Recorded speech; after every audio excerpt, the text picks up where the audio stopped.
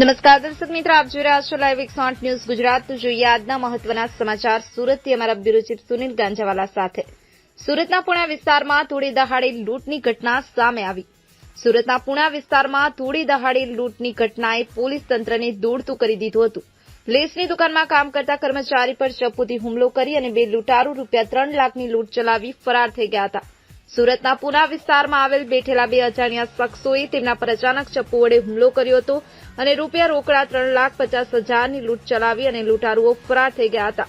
લેસની દુકાનમાં કામ કરતા ધ્રુવીન વાસાણી બેંકમાં રોકડા ઉપાડવા માટે ગયા હતા અને બેંકમાંથી ₹3,50,000 ઉપાડી અને ગોડાઉન જવા માટે નીકળ્યા હતા। જોકે બેંક બહાર રેકી કરીને ગયા હતા। થોડી દિવસે ભરેલી લૂંટની ઘટનાને પગલે ચકચાર મચી ગઈ હતી અને પોલીસ કાફલો પણ ઘટના સ્થળે દોડી આવી ઇજાગ્રસ્ત ધ્રુવીનને સારવાર અર્થે સ્મીમેર હોસ્પિટલ ખસેડ્યો હતો। તેમજ લૂંટારૂઓનું પગેરું મેળવવા માટે પોલીસ શહેરના સીસીટીવી ફૂટેજ સહિતના આધારે તપાસના ચક્રો ગતિમાન કર્યા હતા। Bureau report live 108 news Gujarati Ramesh સત્યની સાથે।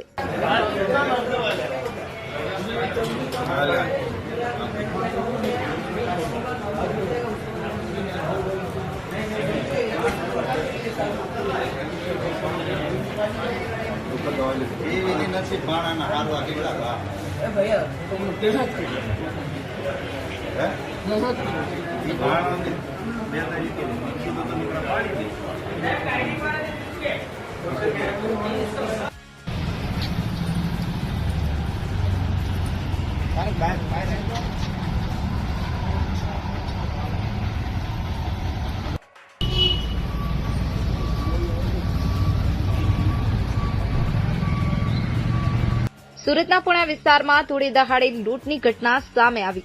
સુરતના પુણા વિસ્તારમાં તોડી દહાડે લૂંટની ઘટનાએ પોલીસ તંત્રને દોડતું કરી દીધું હતું। લેસની દુકાનમાં કામ કરતા કર્મચારી પર ચપ્પુથી હુમલો કરી અને બે લૂંટારૂ ₹3 લાખની લૂંટ ચલાવી ફરાર થઈ ગયા હતા। સુરતના પુના વિસ્તારમાં આવેલ બેઠેલા બે અજાણ્યા શખ્સોએ તેમના પર અચાનક ચપ્પુ વડે હુમલો કર્યો હતો અને રૂપિયા રોકડા ₹3,50,000ની લૂંટ ચલાવી અને લૂંટારૂઓ ફરાર થઈ ગયા હતા। લેસની દુકાનમાં કામ કરતા ધ્રુવીન વાસાણી બેંકમાં રોકડા ઉપાડવા માટે ગયા હતા અને બેંકમાંથી ₹3,50,000 ઉપાડી અને ગોડાઉન જવા માટે નીકળ્યા હતા।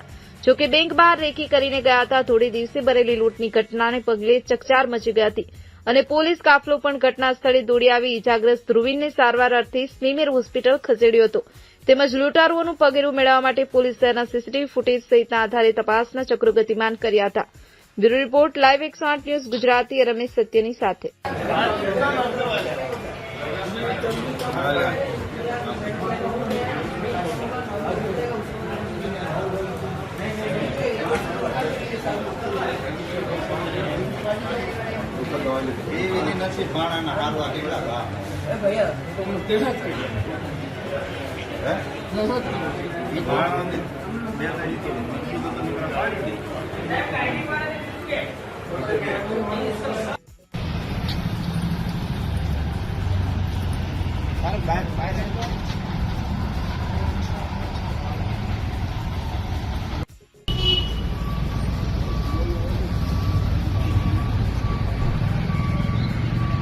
સુરતના પુણા વિસ્તારમાં તોડી દહાડે લૂંટની ઘટના સામે આવી।